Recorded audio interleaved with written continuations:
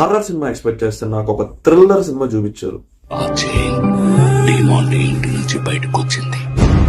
విగినెన్స్ of the unholy. ఈ book కనుక మీరు చదివితే ఆ డెమోంటే లాకెట్ మీ దగ్గరికే రావచ్చు.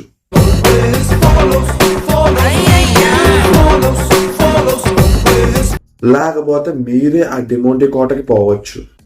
ముద్దుగా బుజ్జుగా భలే ఉన్నారు రండ్ర లోపలికి. ఒక్కొక్కరికి బాల్స్ పగిలిపోతాయి. మూవీ స్టార్ట్స్ విత్ ఒక అన్నోన్ సూసైడ్స్ అన్ని జరుగుతాయి. దానిలో ప్రియాంక భవానీ శంకర్ వాళ్ళ హస్బెండ్ శామ్ కూడా ఉంటాడు.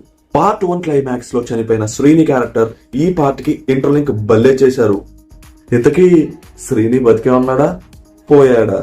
ఇదొక హఠాత్ పరిణామం, ఎవరు ఊహించినటువంటి.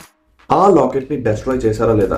ఈసారి డెమోంటీ ఎవరితో ఆడేసింది? After completion of the movie it's just okayish movie. నాకైతే వన్ టైం వాచబుల్ అనిపించింది. పార్ట్ 1 లో మనం ఏదైతే ఎంజాయ్ చేసామో దట్ క్లోజ్డ్ రూమ్ సీక్వెన్స్, ఈ మూవీలో నాకైతే అంత మజా రాలేదు. గ్రాఫిక్స్ అయితే not up to the mark. కొన్ని సీన్స్ లో అయితే నాలండోలు చేసుకునే కైన్ మాస్టర్ ఎడిటింగ్ లో ఉంది భయ్య. ఈసారి బాబాల్ని, మాతృకుల్ని, ఫాదర్స్ ని, ఫకీర్ని కాకుండా ఒక బౌద్ధుని పెట్టారు.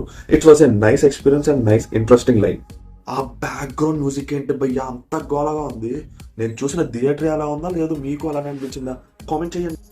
ఈ వీడియో మీకు నచ్చినట్టయితే మూవీ గ్రిల్ ఇన్స్టాగ్రామ్ పేజ్ కి ఫాలో కొట్టండి. అలానే ఆశిష్ యువన్ ఛానల్ కి సబ్స్క్రైబ్ చేసుకోండి. Thank you. అస్సాం గాడు ఎందుకు సచ్చాడ్రా?